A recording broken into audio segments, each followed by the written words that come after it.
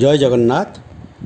जयंती मंगला काली भद्रकाली कपालिनी दुर्गा क्षमा शिवा धात्री स्वाहा स्वधा नमोस्तुते।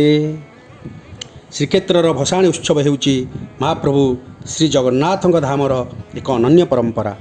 यही क्रम केवल काकुड़ी खाई ठाकुराणी को छाड़ी समस्त देवी मानकर भसाणी यात्रा एकादशी तिथि होता है, किंतु माँ काकुड़ी खाई भसाणी यात्रा दशहरा दिन ही होता है। गोटे विस्मयकर कथा हेउची श्रीक्षेत्र में देवी पूजा समय अनेक नागा मूर्ति गठन करा जाइथांती। नागा माने हेउछंती वीरत्वर प्रतीक।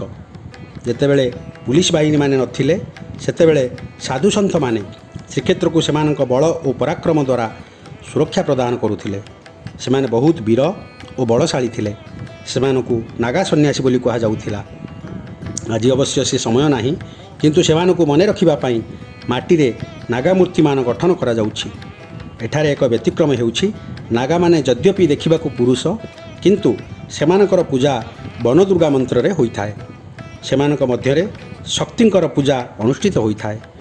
जा देवी सर्वभूतेषु शक्ति रूपेण संस्थिता नमस्तस्यै नमस्तस्यै नमस्तस्यै नमो नमः। एकादशी तिथि रे महाप्रभु को महादीप उठिला परे समस्त देवादेवी और नागा सन्यासी इत्यादि मूर्ति माने मूषा नईर देवी घाट को जाइथांती एवं ସେହି ସ୍ଥାନରେ ମୂର୍ତ୍ତିମାନଙ୍କର ଆଳତି ହୋଇ ଗୋଟିଏ ବଳି ଦିଆଗଲା ପରେ ବିସର୍ଜନ କରାଯାଇଥାଏ। ଏଠାରେ ଦେବୀମାନଙ୍କୁ ଗୋସାଣୀ ବୋଲି କୁହାଯାଏ। ସମସ୍ତ ଦେବୀମାନଙ୍କ ଦେବୀ ସଭା ଶ୍ରୀମନ୍ଦିର ସାମ୍ନାରେ ଅନୁଷ୍ଠିତ ହୋଇଥାଏ ଏବଂ ଦେବୀ ସଭା ପରେ ଦେବୀମାନଙ୍କୁ ବିସର୍ଜନ ପାଇଁ ନିଆଯାଇଥାଏ। ଏଠାରେ ସ୍ୱୟଂ ପରଶୁରାମ ଶ୍ରୀବିଦ୍ୟାର ସାଧନା ଓ ପ୍ରଚାର କରିଥିଲେ ବୋଲି ଏ କ୍ଷେତ୍ରକୁ ଶ୍ରୀକ୍ଷେତ୍ର କୁହାଯାଏ।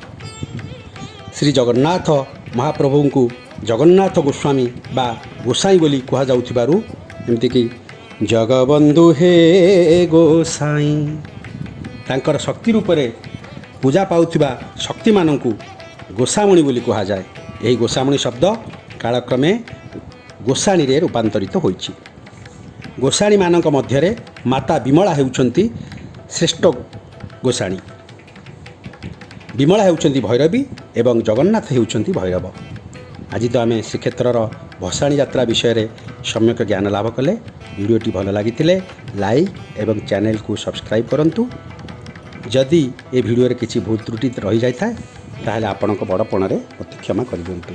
रहुछि जय जगन्नाथ।